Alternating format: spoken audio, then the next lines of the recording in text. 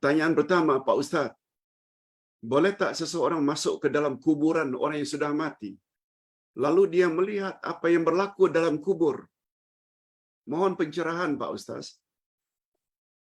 Kepada Ustaz sebenarnya dikirim satu video. Satu orang yang dapat membuat rakaman apa yang ada dalam kubur. Kemudian dia dengan baca-baca tertentu, tepuk saja tanah, badannya pun masuk ke dalam tanah. Kemudian dia keluar daripada tanah, bukan digali, dengan tepuk saja dia boleh masuk ke dalam kuburan tersebut dan melihat orang yang sedang disiksa. Saya lihat orang-orang yang tidak ikhlas dalam beramal. Dia malah menjadi AJK masjid, tapi tidak amanah. Hadirin dan hadirat, Ustaz ingin katakan, video ini semua boleh diedit, boleh direka-reka. Tidak mustahil hari ini. Tapi yang jelas, dakwaan tersebut tidak benar. Coba dengar. Uthman bin Maz'un, sahabat Nabi.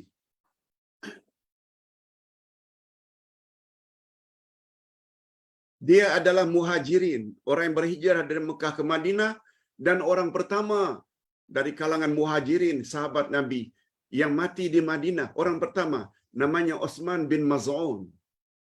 Dia berhijrah dari Mekah ke Madinah. Dia orang Mekah asalnya. Tapi orang Mekah muhajirin yang mati pertama, yang dikebumikan di Baqi'. Dia orang baik. Kita ringkaskan ceritanya. Begitu dia mati, dia wafat. Nabi ziarah. Ta'ziah. Jenazahnya di rumahnya. Ta'ziah juga sahabat-sahabat yang lain dan sahabiat. Sahabat kawan Nabi yang laki-laki, sahabiat sahabat-sahabat Nabi yang wanita. Seorang sahabiat yang bernama Ummu Ala.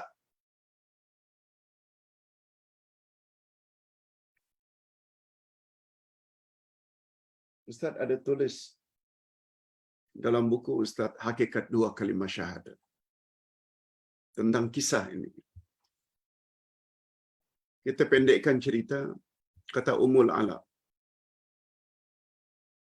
Di hadapan jenazah Uthman bin Maz'un, didengar oleh Nabi, "Wahai Uthman bin Maz'un, beruntungnya kamu banyak salat, kamu banyak puasa, kamu banyak bersedekah. Kamu pasti bahagia di alam kuburmu. Kamu pasti bahagia di alam kuburmu." Itu saja ucapan Ummu Hani. Nabi dengar. Nabi tegur. "Wahai Ummu Hani, mengapa kau cakap macam itu? Dia pasti akan bahagia."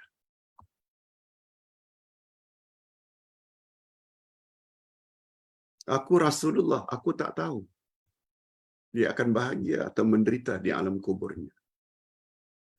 "Ya Rasulullah, dia orang yang banyak salat, dia orang yang banyak puasa, dia orang yang banyak buat baik.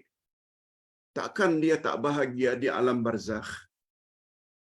Nabi ulang sekali lagi. "Aku Rasulullah, aku tak tahu." Lalu kamu mengatakan kamu tahu. Padahal aku boleh tahu kalau Allah tidak beritahu melalui wahyu. Begitu teguran Nabi, Ummu Hani langsung mengaku, "Ya Rasulullah, mula sekarang aku tidak akan rekomen seseorang setelah dia mati. Itu pengajaran. Apalagi sampai mendakwa ada orang yang boleh diazab karena itu kononnya dia yang lihat, yang ada kemampuan untuk mengetahui orang yang dalam kubur diazab hanya Rasulullah. Sebagaimana Rasulullah pernah lalu di satu kuburan, lalu beliau mendekatkan telinganya di atas perkuburan, kemudian beliau cerita, wahai sahabat, orang dalam kubur ini sudah diazab, bukan karena apa-apa. Pertama, tidak cebok, yang kedua, dia suka memfitnah orang lain.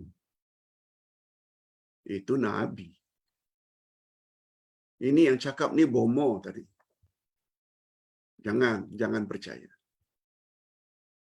Hadirin dan hadirat, itu jawaban Ustaz. Jangan percaya. Sebab itu bercanggah dengan prinsip agama kita. Abu Bakar, Umar, Utsman, Ali tak pernah mengetahui nasib seseorang dalam kubur. Hatta Nabi. Yang kedua, Pak Ustaz, bila kita sudah buat salat istikharah, bagaimana kita tahu itulah pilihan yang terbaik di sisi Allah? Apakah melalui mimpi atau kita terus buat saja apa yang kita pilih? Nah, sebelum Ustaz jawab, Ustaz ingin beritahu, ada salat namanya salat istikharah. Khiyar maknanya pilihan. Khiyar maknanya pilihan terbaik. Istikharah maknanya minta pilihan Allah. Kita ingin buat usaha, ndak jadi driver taksi ke, ndak buat gerai ke, ndak buat sebagai nelayan ke mencari rezeki. Kita berbelah bagi. Lalu kita salat 2 rakaat. Namanya istikharah. Minta Allah beri kita pilihan. Pilihan Allah yang tahu tentang future. Menguntungkan atau tidak usaha kita. Itu namanya salat istikharah. Minta pilihan Allah. Mana yang terbaik untuk kita. Kita pun salat. Oh, tidak ada apa-apa tanda-tanda. Salat lagi. Tunggu, tak ada apa-apa. Salat lagi. Kata para ulama, isyarat itu boleh melalui mimpi. Dari pilihan-pilihan tadi, kita bermimpi. Nah, itu maknanya mimpi dari Allah. Atau hati kita cenderung saja kepada salah satu dari 3 tadi. Itu juga boleh. Itu digerakkan oleh Allah hati kita. Itu jawaban terhadap yang kedua. Yang terakhir, Ustaz, ada satu ustaz yang cukup terkenal menyebut bahwa ada 5 cara untuk mendapat ampunan daripada Allah. 2 di dunia dan 3 di akhirat. Tak perlu Ustaz sebutkan ustaznya cukup terkenal. Kata ustaz tersebut, cara yang pertama adalah tobat. Cara untuk menghapus dosa. Cara yang kedua yaitu banyak melakukan amal-amal saleh. Sebab beliau baca ayat Quran.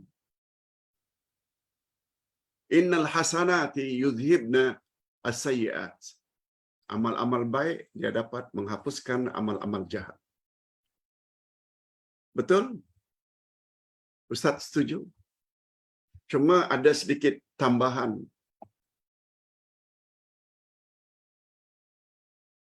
Terhadap dosa-dosa besar kita, minum arak, berjudi, berzina, mencuri, membunuh, itu mesti dengan tobat.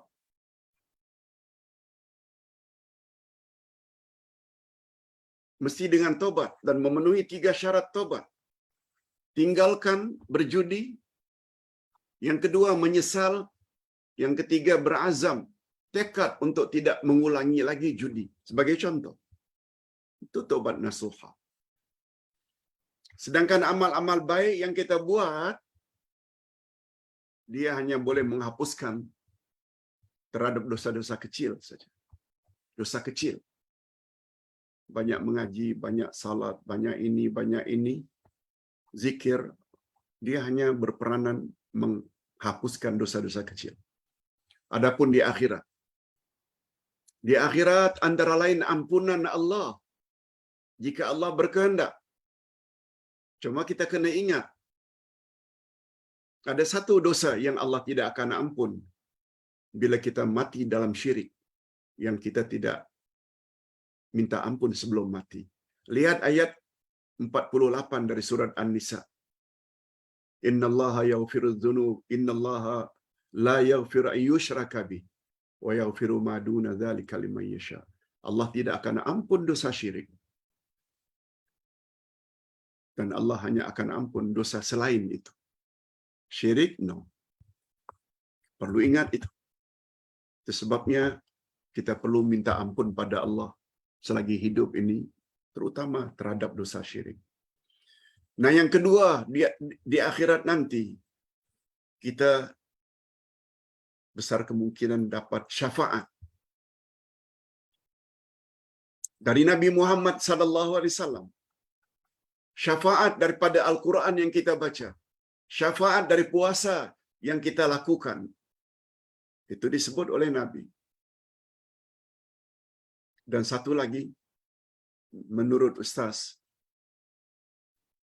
yaitu rahmat Allah. Allah boleh beri rahmatnya kepada siapa yang dia kehendaki. Orang yang masuk neraka, Allah boleh berkat rahmatnya, Allah akan masuk dia ke dalam syurga. Mudah-mudahan kita termasuk ke dalam golongan orang-orang yang layak memiliki ketiga-tiga tadi.